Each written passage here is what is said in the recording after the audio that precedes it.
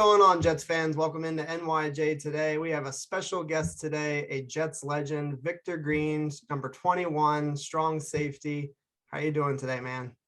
How you doing, my friend? All is well here. Thanks for having me. Yes, and I'm just so thrilled to be talking with you, get to interview you, get to hear a little bit about what you've been doing since your Jets career ended, football career ended. So we'll just get right into it. The first question that I want to kind of have you talk a little bit about is your foundation. And for anybody that's not aware, victorgreenfoundation.org, that link will be in the description of this video. So Victor, tell us a little bit about your foundation, because you've been doing it for a long, long time now. I have, man. And the big thing about the foundation is we want to create opportunity for kids, right? You know, I grew up 6 of us in a small town in Americus, Georgia, and didn't have a lot. So, you know, I want kids to understand that they can go outside of their circumstance and it's okay, right? Because a lot of, you know, underserved kids, you know, they know and they like what they like, right? And they don't feel like what's outside of that box is for them, right? So I like to bring these kids to my golf tournament so they can talk to other people like myself and like other players who grew up in the same situation. So they can hear stories and say like, wow, you lived in a 1-bedroom apartment, or you live, you know what I'm saying? So now that they can dream and they can aspire to be better than what their circumstances, you know, that in front of them. So that's the whole thing about the victory, just create an opportunity for kids and let them know and help them understand that it's more than life than what you have. You just gotta reach and you gotta believe and you gotta fight and work hard to get there. Awesome. And I will say, I'm a teacher, I'm a 5th grade teacher where I live. And I would just say that, you know, your area, you're serving Georgia. And actually, I think I read that you're moving or expanding to Atlanta. Is that correct? Yeah. I have two events a year now. So one in New York is September 27th.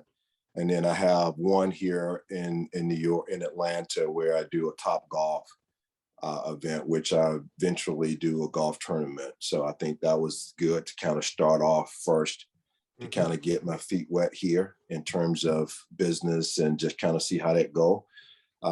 So I've been doing it for a long time, but you know, raising money is hard, and you gotta, you know, get with the right people. And I've been very fortunate to, you know, come along over my lifespan, and since being an NFL player, to meet some really great people to help, you know, help me with my foundation. So that's I feel awesome. good. Well, and I was just going to add, you know, as a person that is in education, I see, you know, kids, you know, of all walks of life. And there are so many kids in need. And it's not just, you know, in one specific area. We can't just point to one area. There's kids everywhere that really need a lot of help.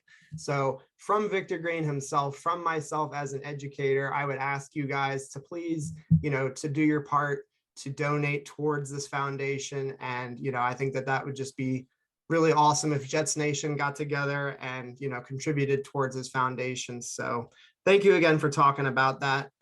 So we're going to start it off with something a little lighthearted. I just wanted you to tell me, you know, a quick memory from your career that makes you laugh when you think of it. That could be just a short story or a player, maybe something that you did personally that was funny. I don't know. I don't know. I don't know if I have anything funny. I'm a pretty serious guy most times, you know, but it's, you know, when I look back on my career and, you know, being an undrafted free agent, you know, and then coming in the locker room with Ronnie Lott, James Hasty, Brian Washington, all these old vets at the time, and, you know, trying to find my way, you know, I kind of eased over there with Ronnie by his locker and say, hey, man, can I start working out in the gym with you? You know, so him and Brian Washington, yeah, I start, you know, it's funny because, you know, as a young guy, you know, I was never afraid to reach out. I was never afraid to ask for help when you needed it. And it's funny, you know, here Ron is a 15-year vet, and here I am at a 22-year-old snotty-nosed little boy, you know, coming around like, can I work out with you? Can I figure out some of the ways that got you 15 years? And I used to literally, you know, get a little quick peanut butter and jelly sandwich, eat it real quick, and go in there and work out with Ronnie and before practice. And I think about those days, and Ron and I still talk about these things today. And I think that's not, may not be funny to you guys, but it's funny how Huh? this whole thing just kind of happened for me. Right. And without, I wouldn't say without me being proactive and going to the, older guys and trying to learn what it's going to be like to be a pro and what it's going to take to maintain, you know, 15 years in the NFL. I was all about that. Yeah. And thank God that they were very receptive to, giving me that knowledge, and look at me today. So Yep. That's right. it's not a funny story, but I always kind of use that as, you know, the moral of that is you got to step out and not be afraid to go get the help or Right. the, whatever you need, right? Whatever it is in that situation, if that's somebody you feel that can help you and do something that you don't know and you don't Mhm. know how to get there by yourself at the time, I think you just got to insert yourself sometime, and maybe that can be the life of 3 years or 12 years. Exactly right. Yep. A big difference. And it is funny because you're, like you said, undrafted kid, 22 years old, going up to Ronnie Lott, Hall of Fame safety. Like, hey, can I get your help, please? And Yeah, while you're at it, yeah. could you maybe like sign something real quick too? Like, it's Exactly. I very got his cool. jersey Yep. in Yep. one of my game rooms in the Yep. house, and yeah, I just love him. He played in my golf tournament, and he just been just. I mean, he sent me a message for Father's Day, like, man, I'm just thinking about you. I mean, this is a guy that, again, I came up to, and he wound up respecting me, I and know. That's so thanking cool. me for the career I had. And I was like, wow, man, I thank you, Yeah. Yeah. so that's That's so pretty cool. special. That's pretty special. That's very cool. Thank you for sharing that. So my next question is, in 2003, you were honored by being named a member of the Jets 4-decade team. And so for the folks at home who are watching this, that means you're the greatest strong safety in New York Jets history, or at least that's how I take it. Mhm. What and how much does that mean to you? It means a lot, man. Again, we just spoke about coming in as a free agent, right? Coming in as a free agent, you hoping to even make the team, right? And when you get honored, not just, all, I mean, it was for all 4 decades team first, right? And, NFL all 100, you know what I'm saying? So that's a major honor. And especially, when I feel like I was looked over a lot in my career, with Pro Bowls and those type of things, I definitely deserved it. Absolutely. And to get this type of honor, and thank you fans, because you had a lot to do with it and voting me in for that. So I really feel very honored and privileged to get this honor, and it says a lot about me and how I played and how the fans looked at me and how the coaches and the organization valued me as a player, and I feel really blessed by that. Yep. Awesome. What have you found yourself doing since your playing career ended in 2003? What kind of hobbies have you picked up? I know you're into that weightlifting, dude, because you're online, you're posting those pics, you're looking like you're just Yeah, you're yeah, beastly. That's awesome that you're staying in shape. So how have you stayed busy, I guess, like other than your foundation? yeah. What have you done to stay busy? Well, I mean, I think when I retired, my son was 5, and so I've he started playing football, I think, in the 3rd grade. So I started coaching him. So I've been coaching him now. He's a sophomore at UNC. I coach his a lot of his friends. They all come to me. I'm sure you saw some of those posts Yep. as well. So I coach his friends. I've been coaching high school football when he played. I coached his middle school team. I did a lot of coaching, a lot of giving back and helping kids grow. And we talked about not just necessarily underserved kid, but just helping kids and being a mentor for them at the same time. But my biggest pastime right now is golf, Okay. and I'm a huge golfer. I'm a what you call it, avid golfer. I mean, Sure. I can play every day. I play, I think, 3-4 times a week last week. So That's I'm a big awesome. I'm a big golfer, man. So that's what I spend a lot of my time doing. Not a lot of my time, but that's like my pastime. And obviously I have a CBD company that we have like 23, 25 SKUs right now, called B-Rise. I have a digital card business, that keep me business. So we're trying to get rid of paper cards. And then I got a daughter just graduated from, college. She started grad school and at Purdue in July, end of this month. I got another daughter graduated from Williams. She started law school in the end of July. That's So fantastic. so you got, I got some kids that are doing really good things. All of them be graduated here. My son got a 3.87 GPA at UNC his first year. So I'm really proud of all of them, man. So married now for 26 years. So Congratulations. she keep me busy, trying to do lists and things like that. So I got you. I stay busy, but I try to find time for myself. And obviously I do like to work out. I try to do that 4 or 5 times a week as well. That's awesome. Yeah, and I feel like when you were mentioning the coaching thing, I'm sure that you had coaches like that, guys maybe who had been playing in the NFL that maybe you had connected with some way or somehow, maybe even just former college athletes.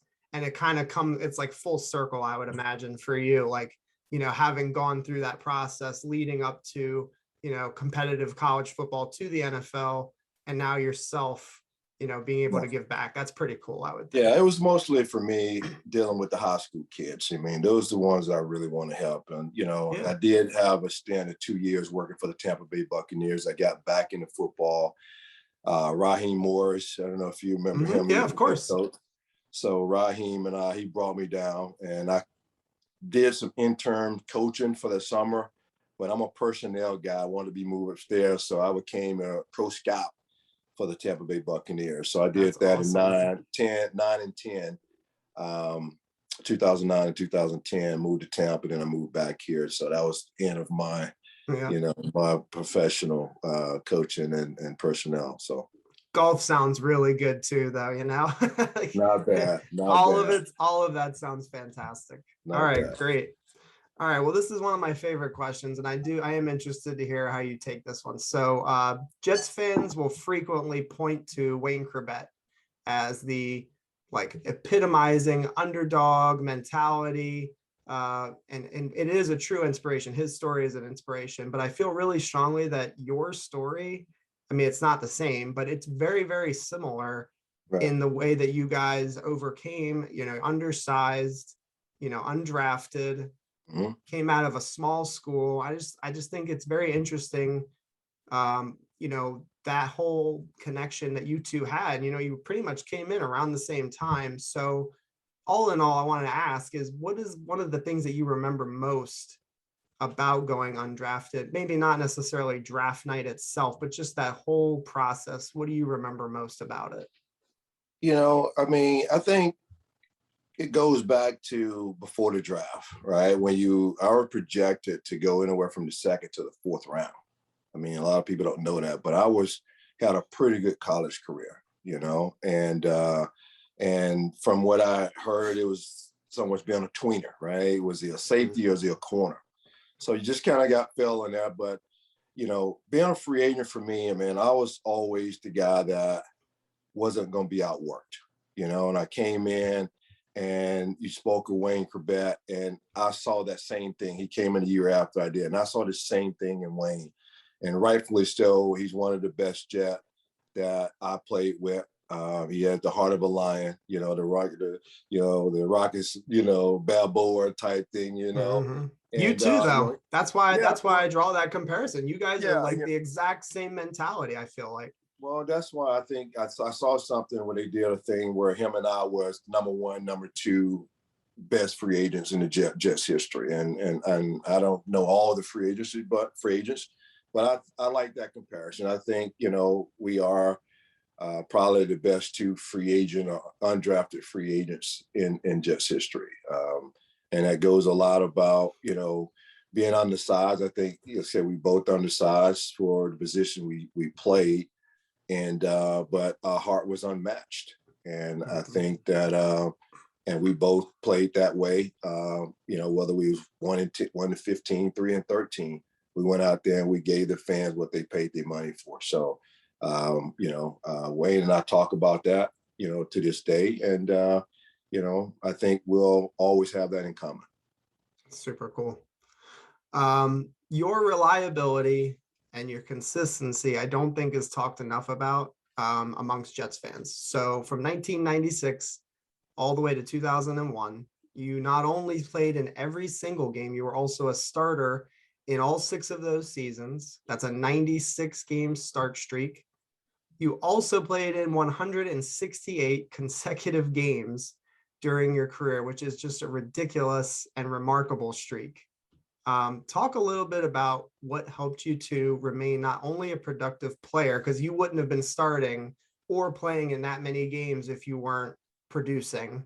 So talk Right. about how did you stay productive for so long, but also how did you stay healthy? What did you do during the off season, training camp? What was that like?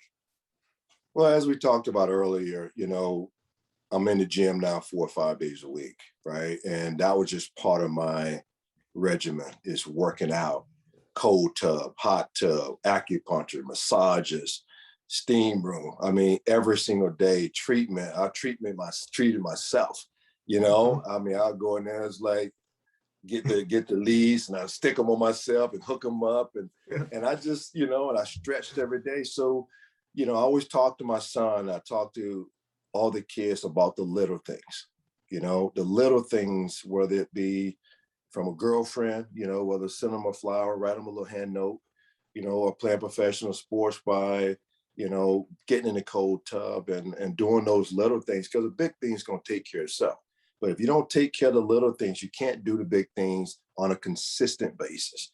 So watching film, right? Sitting in front of the room. I remember going to Belichick and say, hey, I think this is like my 5th season. I was like, how can I be better? How can I be better? So I went in his office, talked to him, and he said, we talked for about half hour. He said, I want you to start sitting in the front of the room, right? And I started sitting in the front of the room. And by doing that, and that's the little things, you can't go to sleep, right? You can't be like there nodding off when the lights are off. And it makes you pay attention to the details, Yes. and the things that he talk about, right? The things that gonna make the team better. And I was able to do that, man. And I was writing down, and I was very attentive.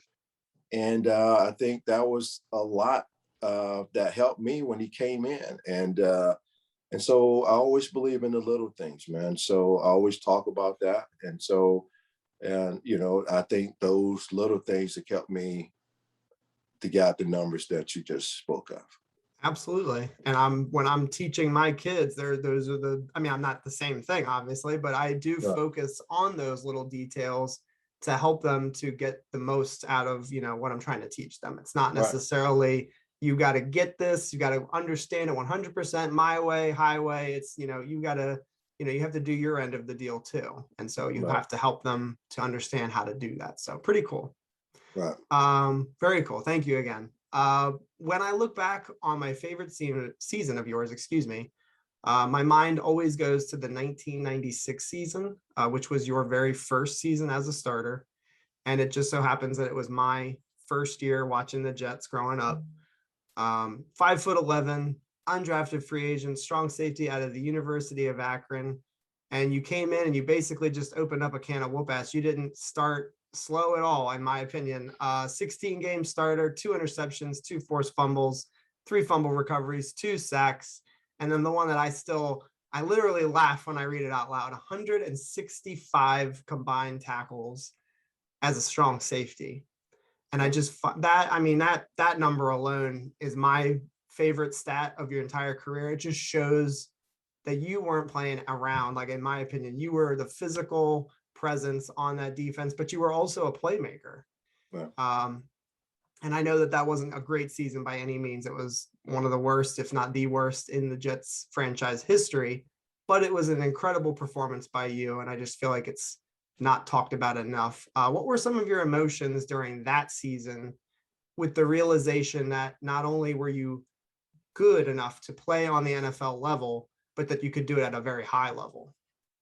Well, I mean, it goes back to the little things, and the little things from my first year. I was a free agent, practice squad guy for my first 6 games of my career, and by working hard those 6 weeks, the coach came to say, "Vic, we need you up," right? So started playing special team guy, got special team player of the year my first year. I was special team captain my second year. So my point is, I was ready for it, right? I prepared and I was ready to get that opportunity to show, you know, everybody that I could play at a high level. And I think what you see in those numbers was really all I can do, because I really, the 169 tackles, 68 tackles was, just me playing in the box, me being that sure tackler that they was confident that if it broke through the line or if they got a gap for me, I was going to make that play. And again, I mean, I was just ready for it, man. I just wanted to show the Jets. I mean, I really playing mad. To be honest That's with what you. I want to hear. That's I what I was want to hear. playing with a chip on my shoulder because I knew I was, good enough to be drafted. I knew I was good enough to play in the NFL. And sometimes you gotta carry that chip. And I did for a long time. I think I did my whole career, because even every year my numbers went up. My Yeah. interception numbers went Yeah. up, and so I always felt, that that the team didn't still value me as you see a lot of other teams valued their safeties. And so I felt that I always had to play that way, and have that production. Or as you saw, every year they bringing in safeties. They bring in Steve Atwater, Gary Jones, Todd Scott, Omar Stoudemire. They brought Scott, drafted Scott Frost, Kevin Williams. It seemed like every year that they was bringing in safeties that they had to replace me, and they just couldn't. And I still think to this day they haven't replaced me. I know, Jamal Lewis, and a great player, but he's no Victor Green, That's right? right. That's right. He's no Victor Green. He don't have the numbers that I have. And and I won't get into that conversation, but I was always gonna play until I took myself out. And that's when I chose to leave. They didn't cut me. I chose to leave when I went to Yes. New York, to New York, to New England. And that's how I wanted to end it. Yep. And I think it's funny that, not funny, but I think it's just fitting that you say, that they were always trying to look to replace you the whole time you were there, and you would not let it go. It was your job. And I love the fact that you never let it go, that you weren't drafted. And so, you know what? I'm pissed off, and I'm going to show everybody how pissed off I am. I just think it's just awesome. And I think that if I were an athlete like you were, and if I had gone through the situation that you had gone, I would have had the same mentality. Who knows if I would have been any good if I had had that mentality, but I just like hearing that, because that's exactly how I would have felt as well, just slighted and, not really given a shot. So pretty cool. Yeah, and I don't regret it. Again, I work with the best that I had. Yep, you know. absolutely. Thank you so much for watching part 1 of Undrafted to Unforgettable, my interview with Jets legend Victor Green. As always, please jet up the like button on this video, and if you're new here and you've enjoyed the content, please consider subscribing to the channel. Please consider making a donation to the Victor Green Foundation. The link will be included in the description. This is a great cause for some children who could really use some help, guys. I hope you guys enjoyed the video. Go Jets, and I'll see you guys next time.